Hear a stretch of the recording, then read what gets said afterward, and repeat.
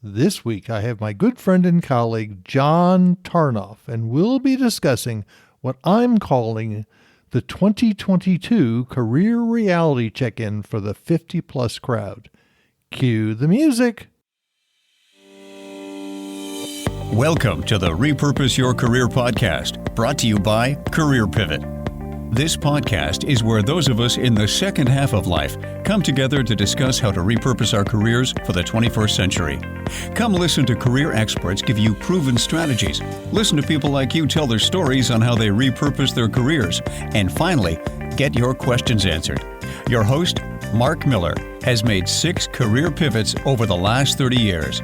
He understands this is not about jumping out of the frying pan into a fire, but rather to create a plan where you make clear, actionable steps or pivots to a better future career. Are you ready to repurpose your career? Welcome to episode 251 of the Repurpose Your Career podcast. My name is Mark Miller, and I'll be your host every Monday for discussion on what it's like to repurpose your career. This is the first episode of 2022, and I thought we'd start with a 2022 Career Reality Check-In for the 50-plus crowd with John Tarnoff. Last year, we recorded a similar episode, and it was the most downloaded new episode for the year. I've had John on the podcast in episodes 232, 208, 152, and 120. John has been the most frequent guest on this podcast in the 5+ years I've been producing this podcast. I consider John Tarnoff to be a peer, colleague, and friend. John specializes in helping those in the second half of life reinvent themselves. In 2017, he published his book, Boomer Reinvention: How to Create Your Dream Career. Let me read you a snippet from his website. After my startup went bust, I decided to go back to school to earn a master's degree in spiritual psychology, a branch of behavioral psychology that focuses on self-responsibility and self-forgiveness as pathways to healing and change. I didn't think that I wanted to become a psychologist, but I hoped to learn more about myself and what my strengths and weaknesses were, and what lessons I needed to learn to move forward. Now, 15 years later, as a career coach, author, speaker, my mission is to support professionals over 50 to redefine, build, and sustain second act careers beyond traditional retirement. I've created a more personal growth approach to career development versus the traditional HR skills-based paradigm, starting with the notion your ideal second act career is already inside you. However, before we get to the episode, let's have a word from our sponsor, Career Pivot. The Career Pivot membership community continues to help the members who are participating in this project grow and thrive. This is a community where everyone is there to help everyone else out, to figure out what they want to do in the second half of life, and then make it happen. Let's hear what Dean had to say about being part of the community. First of all, you never know. There's always just a little push over the line to get you started, right? So when I first joined the community, the idea then was, I'm in this particular job, and I don't want to stay at this particular job for the rest of my life. And so whatever that push needs to be, it still needs to be there. And I need to try to figure out what that is. I can remember we were, over the weeks that we've been doing community meetings, people saying, hey, look, I could listen to your book, or I think you would do good at doing voice work. So that encouragement, I think that's been good from the community, is just to be able to talk to people, hear their opinions. I know that, for example, we were talking about the first book I did, and I remember, Mark, you were like, well, some of the reading was a little monotone, and it was, but it didn't hurt my feelings. I mean, I agree with you, right? I mean, it was my first book. It is what it is, and things like that are good to have, I think. And I think if somebody's looking to be a part of the community, that's one of the things they can look forward to with this. I am recruiting new members for the next group. If you are interested in learning more about the endeavor, please go to careerpivot.com/community. Now, on to my lively discussion with John Tarnoff. Welcome to the Repurpose Your Career podcast. I have the real joy of having my buddy John Tarnoff on again. And last year, this time, we did a reality check for 2021. And I thought we'd do a reality check for 2022 this time. Yeah, it's kind of deja vu all over again. That's right. Well, this has been a strange year. Every year these days. By the way, hi, Mark. Thank you for having me on. It's always a pleasure to be on your show and to be. This is kind of like our yearly Bob Hope, Bing Crosby kind of newsletter. Wait a minute. Yeah, I guess people here on age demographic would know who Bing Crosby and. Yeah, we used to watch them on TV when we were kids, right? TV? Yeah. Probably one with an antenna. Yes. And a big 19-inch TV like that. Boy, those were huge. That's right. Anyway, what has been your experience this year?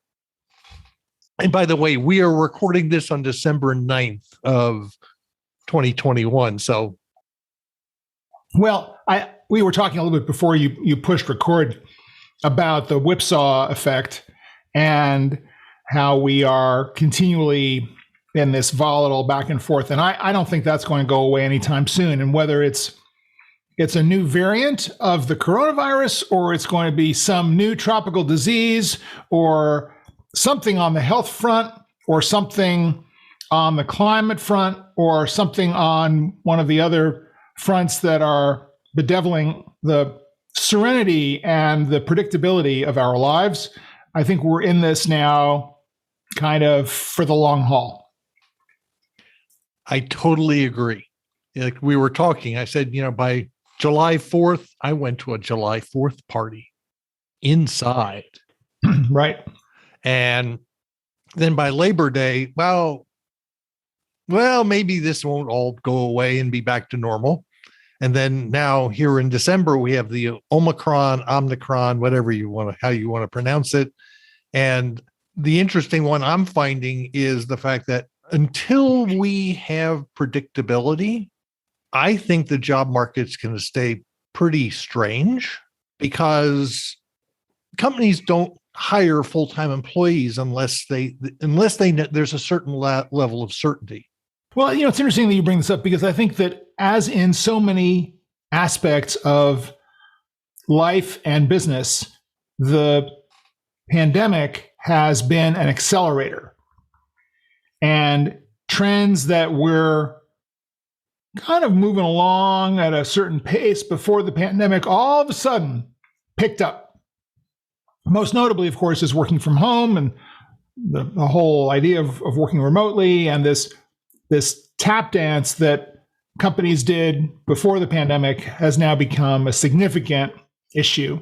And I think that we're seeing, you were asking me before what I'm seeing. One of the things that I'm seeing is a real ambivalence on the part of employers about how to accept or not accept remote work, and a reluctance to get into the details of this and to really figure it out, and to really acknowledge the fact that the playing field has shifted, or the goalposts have shifted, and people want to work from home more, period. So stop saying it's back to work. Stop being categorical about it. Stop setting dates about when we will or won't return to the office, because it's not going to happen. It's not going to happen, A, because people really don't want to do it that way, and B, because, as you were saying before, Omicron, Thetacron, Zetacron, whatever is going to come down the pike and knock all this askew. Unpredictability is the new predictability. Yeah, it's interesting. A year ago or a year and a half ago, I had on the podcast a good friend of mine who is a HR consultant, and he was saying, "Oh yeah, we're all talking about trying to go back into the office." This was June, July, August of 2020, right? But the problem was they were giving up all their lease space. Right. And that hasn't changed. I know my brother, who's in New Jersey and works for a large financial technology company, and he's told them, oh, by the way, you make me go back in the office, I retire. Right. And what this company is doing is they're now saying they're building offices in consolidated spaces, and they're saying, okay, there's a gentleman in Austin who works for them, and they've told him, oh, you need to move to Dallas because that's where we're going to consolidate everything. Right. And okay. And the rationale is because we're consolidating in Dallas. I mean, IBM did this a few years ago. They said, okay, all you guys work remotely, you got to come in the office. And for people who weren't living someplace where there was an office, they said you had to move. Right. And I'm pretty sure IBM did that to get rid of people. Yeah. Well, not to say too many things about your former employer, but they were bad actors for a good long while. Yes. And so I'm suspecting that we're going to see some of that occur, as using this as a way to cull people out. I'm not sure. Right. Well, but to their own detriment, though, not to the people's detriment, to the company's detriment. I think this is the other paradigm shift that I think has gone on with the Great Resignation. And I'm sure I'm not the only person in your circle or on your podcast who has or will say this, which is that this has been a wake-up call for employees, and it needs to be a wake-up call for employers that they no longer have the power that they had pre-pandemic over the livelihood of their employees. The playing field is leveling out, guys. And if you are sitting on top of 1,000, 5,000, 25,000 employees, if you don't pay more attention to how they want to work and to the lifestyle and the healthy relationship that these people that you're paying have with your enterprise, you're going to be in deep doo-doo. I don't know if you saw, this is very kind of current news to the time we're recording this broadcast, but a little bit of a meme this week was a guy who was a CEO of a mortgage company went on Zoom with 900 of his, 4,500 employees. I mean, it was a not insignificant number of employees, and mass fired them on the Zoom call, and was so peremptory and so insensitive and so callous about it that it became a bit of a viral sensation this week. And heads up, guys, can't do it, right? Can't just be this impatient, imperious, ego-driven, autocratic, traditional leader and just fire a bunch of people on Zoom, because you can't be bothered to do it right. You can't be bothered to take their hearts into consideration. And do you think that people are going to come want to work for you after this? Do you think you're going to have, when you start to need to hire people back, do you think people are going to forget about this stupid mistake that you made in firing all these people? I don't think so. I think it's going to be a little bit hard for you to hire staff back. And by the way, for the people who have remained, you think they're having a pleasant time going to work at a company where they have now discovered that their CEO is, let's just say, an unpleasant, backwards thinking person? I don't know. Just saying. Quick interruption. If you are enjoying this podcast, please rate it and review it on whatever podcast player you are using. And more importantly, would you mind telling a friend? Thanks, and back to the podcast episode. Yep. No, and I just read an Atlantic article about the Great Resignation. And the interesting one there, they say the resignation is very uneven. It's a lot of hospitality workers constantly moving around. But there's also one of the significant areas that people have resigned is folks our age. Right. And the fact that our workforce participation rate has declined. And we're the one demographic that has left the workforce during the pandemic who has not come back. Right. And I have a great fear that a great number of those who have left, who have decided, well, I'm going to retire, can't really retire. Exactly. I mean, you posted about this on LinkedIn, and I would encourage your listeners to look up those posts and the responses. This is a big worry, and I think that when I started seeing these headlines during the pandemic that older workers were retiring in more significant numbers, first of all, I think retirement in this instance is a misnomer. I think that they chose to withdraw from the workforce. But when you say retirement, the image that brings up is the image of someone who has an income. Yep. That when you retire because you can retire, you have a pension, you have savings, whatever your lifestyle is covered. And that's what retirement is. That's what we think of retirement. I think of retirement as, being able to just live your life without going to work because you can afford it. And that's not the case. People withdrew from the workforce because they were pushed out of jobs, or they felt that things were going to go further south, that there was going to be more decline going on. And so they chose to withdraw as a defensive move. But I think I was talking about this on your LinkedIn site. It's not too dissimilar from panic selling in the stock market. When the stock market starts to go down, the first thing that you're supposed to do is not sell. Hold on, because if it goes down, it's gonna go back up. If you sell now, you're gonna have to buy at the bottom. You're gonna lose money.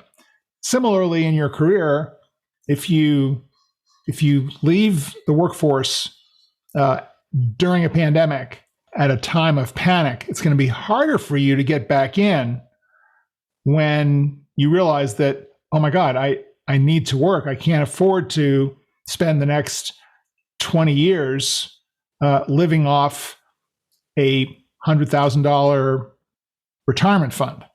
Let me ask you this.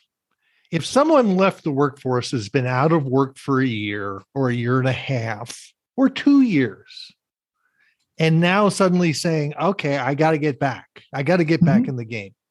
Right. What do you think they should do? Great question. Well, they should. I'm not going to tell anybody to not look for a job in the traditional way. By all means, if you have a set of skills and experiences that are applicable in a particular industry, go for it. Find the open positions, apply to them. But I wouldn't get your hopes up about your chances of easily being hired into one of those jobs that you can do. I think that the reality is that if you have been out of work for a while and you are older, you are going to have to be more entrepreneurial.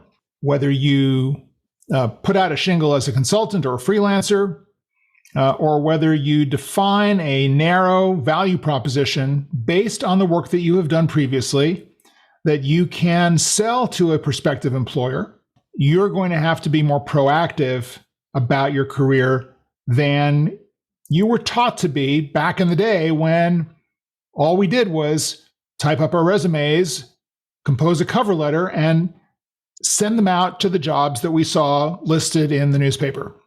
That's my message to everyone today, not just to older workers, but that's the way you get a job today. You don't do it through the front door. You have to go through your network. You have to go through the referral system, because at the end of the day, 80% of jobs are filled through internal hires and referrals, not through job boards.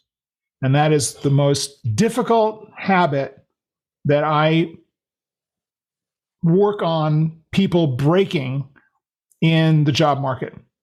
And it goes double if you have been out of the workforce for a period of time, if you have given up on finding a job, if you've crossed your arms and you have walked away because you're so frustrated.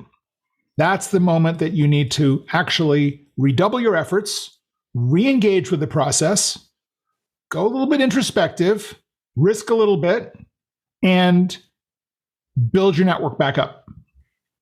Yeah, I think it's the last one that you just said was build your network back up. In the fact that so many of us have been so isolated. I know this last May, when my wife and I went back to Austin to get vaccinated, and I had 26 coffee meetings in 28 days. And I found that my listening skills had deteriorated badly.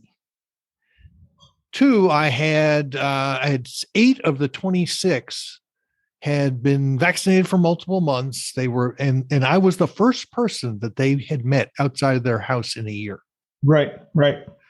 And I had this discussion with my buddy Tom Singer, who's a networking speaker. Mm-hmm. And he said you got to get back into the practice. Yep, maybe it's go have one-on-one meetings with people you trust. You know who are vaccinated, you trust them. Mm-hmm. Then maybe you organize a small group meeting, again, of people you trust. Yes. Right? And start exercising those muscles again. And this is going to be transitory. I think the new normal is going to be living in a world where communicable disease is more prevalent and more accepted than it was before the pandemic. And whether it is the current coronavirus and all its variants or something else that comes down the pike, I think we have to be prepared for the fact that we are always going to be dealing with communicable diseases in our environment. And we're going to have to be more cautious, take more precautions, mask up a little bit more than we used to do. We never used to mask, right? Right. And we'll be out and we'll continue to socialize, and maybe we won't invite 50 people over to our house for the holidays, but maybe we'll do small gatherings of 10, and then we'll meet everyone at the skating rink for hot cocoa on Christmas Eve. Whatever. So I think we're going to adjust, but I think, yes, we're going to get back to the listening skills, the in-person, and I have to say, remote video conferencing ain't that bad when it comes to exercising your ability to communicate. And by the way, even before the pandemic, it was and still remains a great way to scale that communication with your network that you need to do. So, you want to be talking to people who are in other time zones, regardless of whether there's a pandemic going on or not. So your network, because everyone's so much more mobile, because businesses are so much more mobile, and because businesses, by the way, are hiring more freelance, much more entrepreneurial, they have to. It's a defensive posture for them to do so. Go remote. Schedule a couple of Zoom meetings with people every day, right? If you can. Spend more time working in your LinkedIn network, looking at your second level connections, the friends of friends, for people who might be interesting connections. I tell my clients to spend 30 minutes a day just sitting on their LinkedIn profile, catching up with news, commenting on articles, going into their contacts, making notes, building up their spreadsheets, and reaching out in friendly, open ways. See what happens.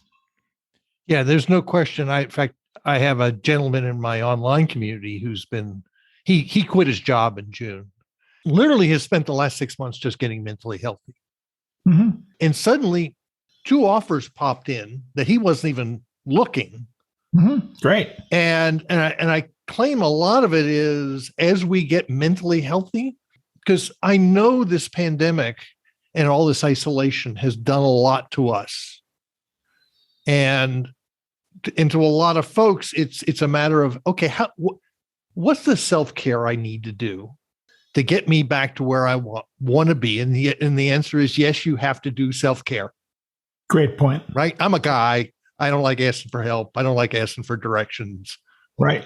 When I drive across Mexico, thank God for Ms. Google. But it's a matter of going, okay, I need to start, practicing my communication skills. I know when we were back up in Austin in October, I purposely scheduled a number of coffee meetings and practice my active listening skills.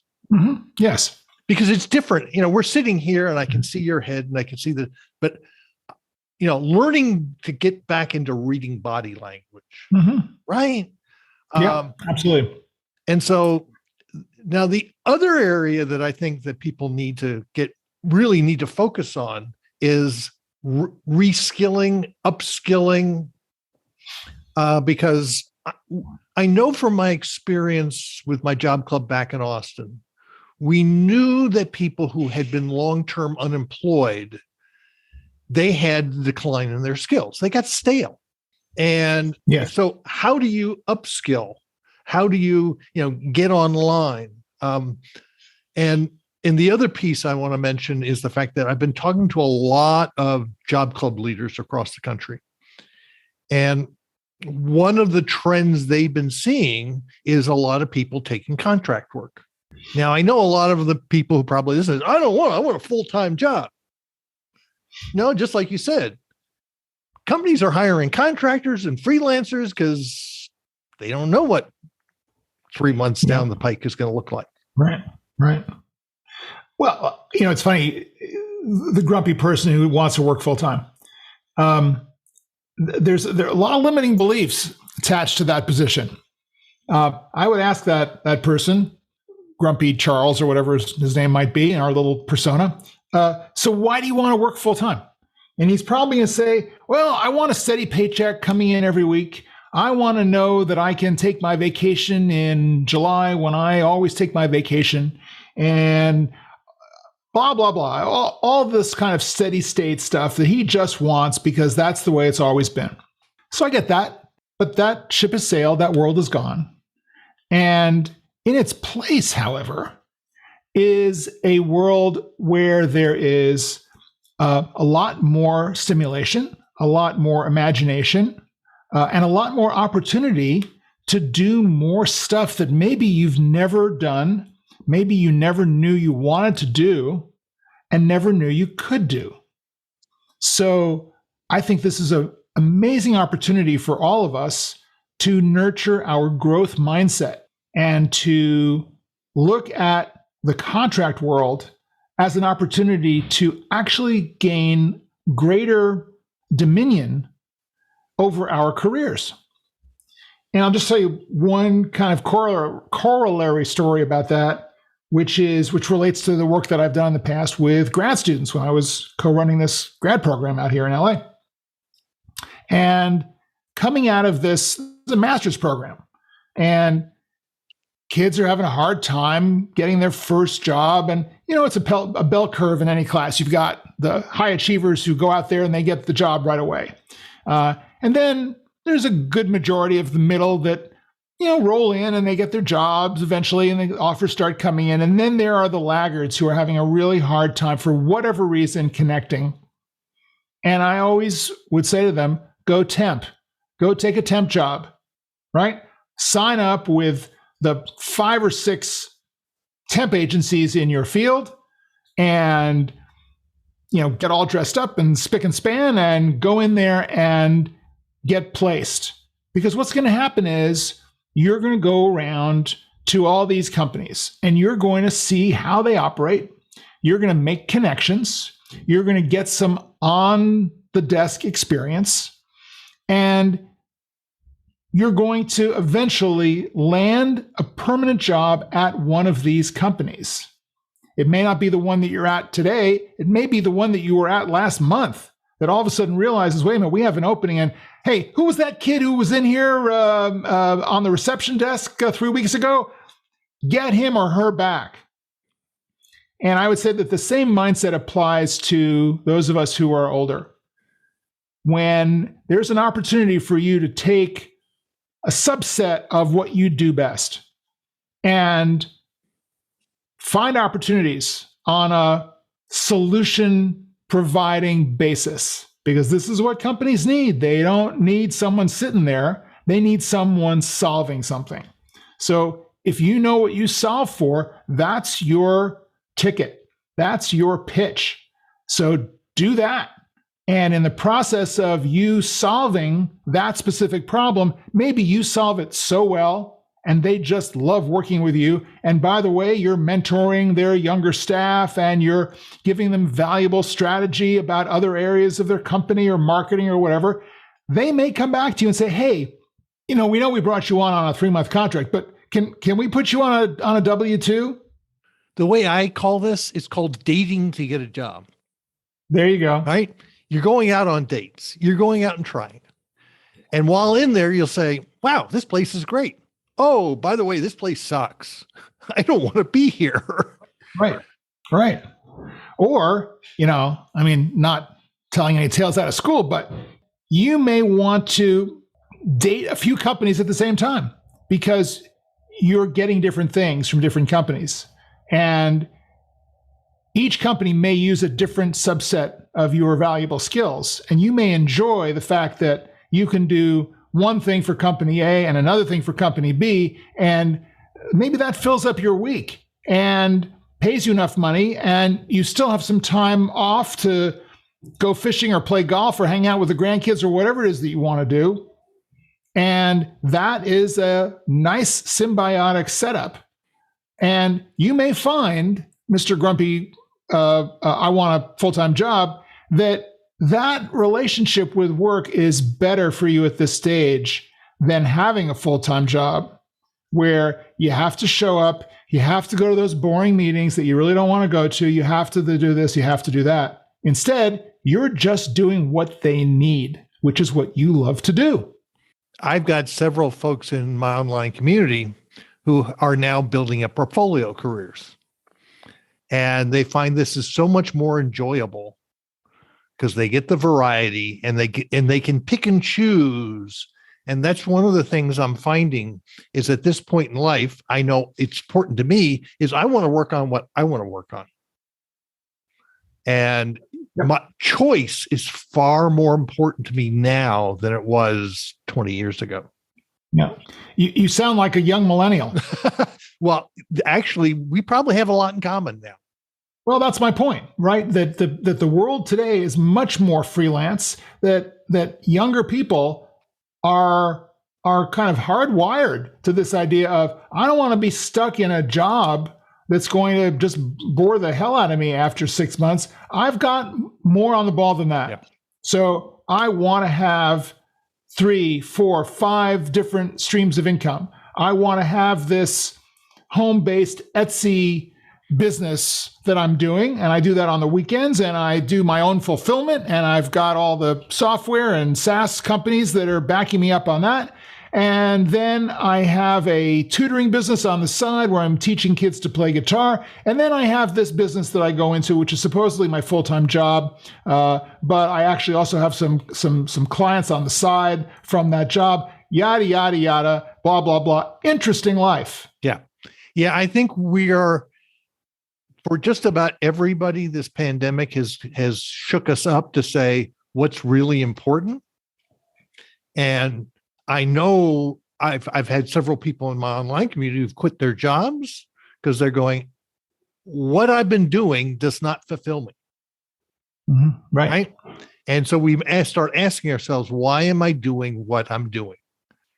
And it's kind of like years ago, I had a young man when I worked for IBM who was traveling way too much and was therefore drinking too much. And I said, well, tell your boss that you need to cut back on your travel. Oh, I can't do that. He'll say no. And I said, oh, yes, you can.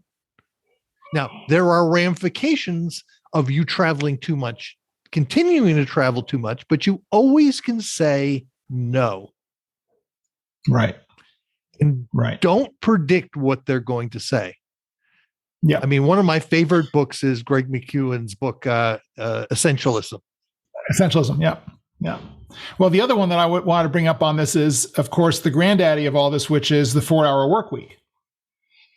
Because I think that is the first time that we actually saw down in print the idea that you need to focus on the productivity aspect of your job, not the time aspect of your job.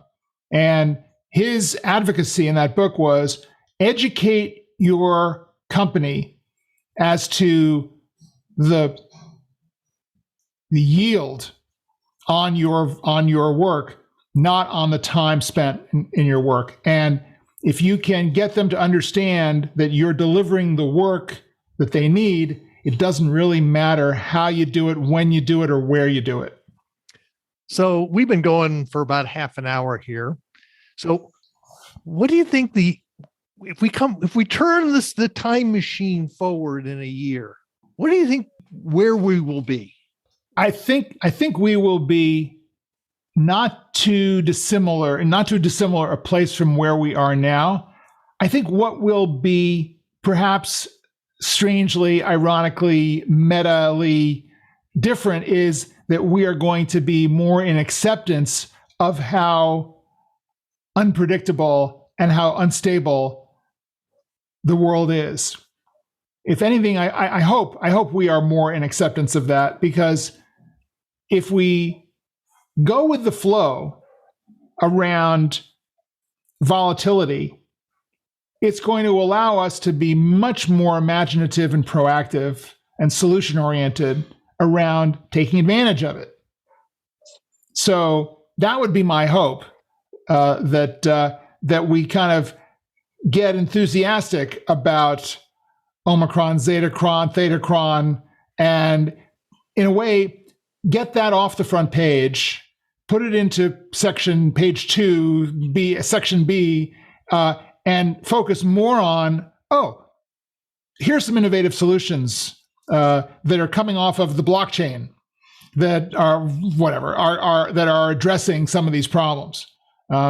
So let's think about the future. Let's get really busy, really proactive about the future, getting ahead of our problems. And by the way, for the purposes of this conversation, doing this with an all hands on deck, all ages on deck, multi-generational workforce. I agree with you. A year from now, I don't think it is going to be a whole lot better than it is now, but I'm hoping most of us have become more adaptable.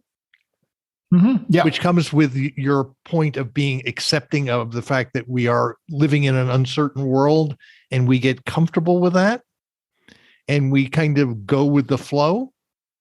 And once you reach that point, it becomes a lot easier. I know, my wife and I moved here to Mexico. We bought a house. We've cut our expenses pretty dramatically, and I have made major mindset shifts in the last 2 years. And like I've often said, if I had, you told me 5 years ago that I'd be living in Mexico with a very happy wife, I would have told you were smoking something, and yes, you were inhaling. So the point there is, we can't predict the future. We can't focus on how things will be. All we can do is go with the flow, do what we need to do. And the more we are accepting of change and are willing to adapt, to a large extent, the happier we will be. Amen. Amen, Mark Miller. So let's leave it at that. And I like that place to leave. Right? It's helpful. Yeah. I mean, if we learn to accept, this goes back to a number of years ago where I learned I was traveling way too much. I had 2 years where I didn't have a single successful business trip. I had all kinds of things go wrong. I learned to accept that I was not in control. It's a major lesson. Right? I can't control the weather. I can't control when planes break down. I can't control when jet bridges break down. I'm not in control. That's right. Let it go. Yep. And I was a whole lot happier. Yep. And be prepared. It's like always have that book with you or that podcast recording or whatever it is to pass the time. That's right. Right. So, John, it's great seeing you again. Hopefully, I'll see you. Well, hopefully not. Hopefully not a year from now. Hopefully, we'll see each other before then. But absolutely, it's always great to be on your show, Mark. I think you do an amazing job for your community and for the older verse out there who need the encouragement and the support to forge ahead and to not withdraw from the workplace when things are looking iffy, but to re-engage, stay active, stay earning, stay positive about the future. So, John, thank you very much for being on the Repurpose Your Career podcast. You're welcome. Thank you very much for having me on. John and I are good friends and someone I greatly respect. 2022 will likely be like 2021 and be unpredictable. If, and that's a big if, you are willing to be adaptable in this crazy world we live in, you'll likely be happier, healthier, and more prosperous. Once you give that a thought, take a moment, go to careerpivot.com, sign up for the weekly Career Pivot Insights newsletter, which is sent out every Sunday. You'll get a weekly update on this podcast, white papers, and new blog posts.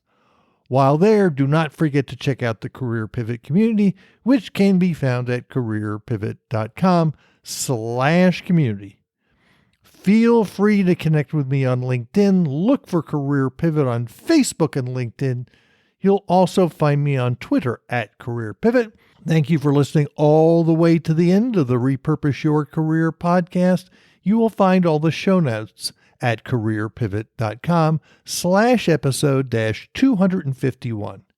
You can also subscribe to the podcast on Apple Podcasts, Stitcher, Google Podcasts, Podbeam, Overcast, Spotify, Pandora, Amazon Music, and lots of other places that podcasts can be found. In fact, this podcast can be found on the Repurpose Your Career podcast channel on YouTube. I hope to see you next Monday for another episode of Repurpose Your Career podcast.